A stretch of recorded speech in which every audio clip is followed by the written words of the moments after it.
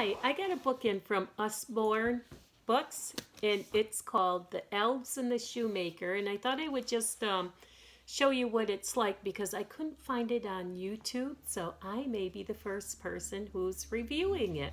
So anyways, it's a cute story. It's a classic, you know, the Elves and the Shoemaker. It pretty much follows the story, but the illustrations are different than the other Elves and the Shoemaker book. The Elves and the Shoemaker, retold by Rob Lloyd Jones and illustrated by John Joven.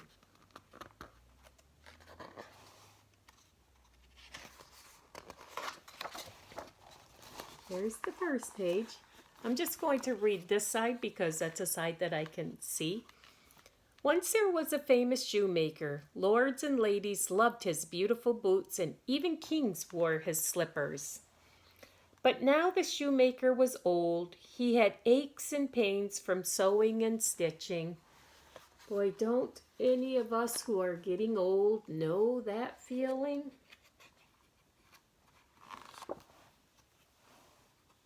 Oh, I'm sorry.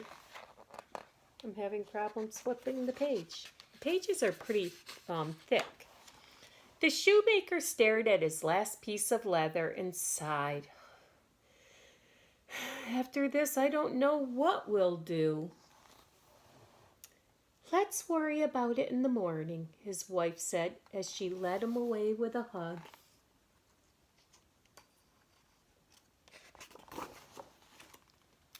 Everyone admired the shoes in the window. They were sleek and shiny and perfectly stitched. Oh no, I think I missed a page.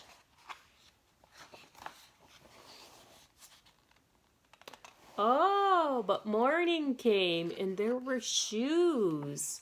Okay, and everybody admired the shoes. Look at these ones, the fancy boots. Oh, there's a pair there too. Somebody's been busy working.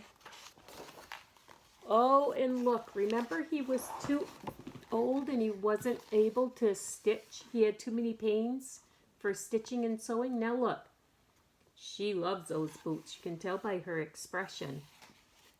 And looks like she wants those boots too.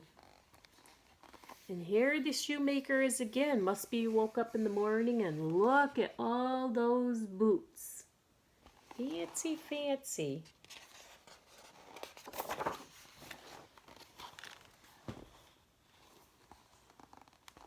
Looks like his store is pretty busy now. Looks like lots of people are buying his boots.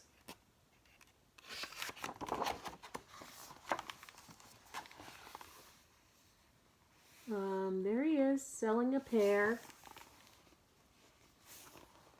Oh, I've got to read this. Let's hide in the workshop tonight, he said to his wife. We'll see who is making all these wonderful new boots. Look at shadows. Who could it be? Look at, they're so cute. They're so cute. Two tiny creatures in raggedy clothes sprang onto the workbench. They were giggling and grinning and dancing and singing. Elves, thought the shoemaker. Elves? Wow. The shoemaker gasped and his wife clasped her hands. What magical creatures, she cried. We must repay their kindness, the shoemaker said. But what can I make for an elf? Look at, he's got an idea. Looks like he's starting to create something.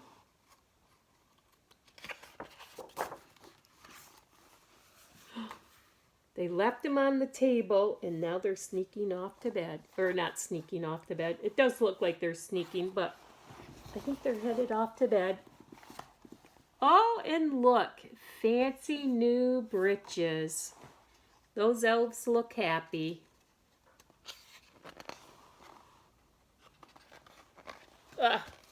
Hold on. Sorry.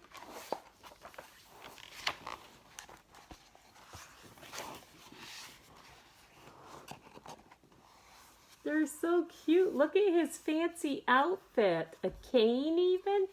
Top hat. The tux or coats with the tails. Fancy pants. Oh, he's got a top hat too. He doesn't have a coat, but he's got a vest and a bow tie. They are two sharp-looking elves. They look like gentlemen elves now. They are no longer raggedy. Come on, Paige.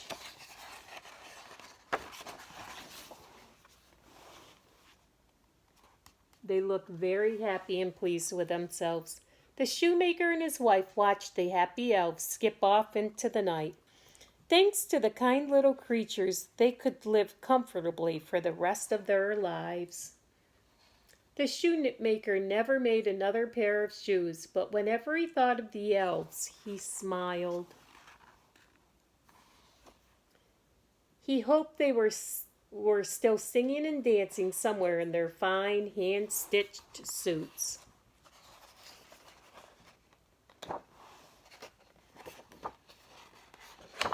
I thought I saw them somewhere, but I guess not. Oh, there they are, dancing off into the night. And then the last page just tells about the story. And there they are. The end. Isn't it cute? It really is a cute book, and I love the illustrations. Look how colorful it is, too. And look at the front of this book, the cover and the back. It's like it's padded. It's really, really, really nice. It's nice to feel, too. It just feels really smooth. Anyway, very nice book. There's the back of it. That's it. I hope you enjoyed the story. Bye.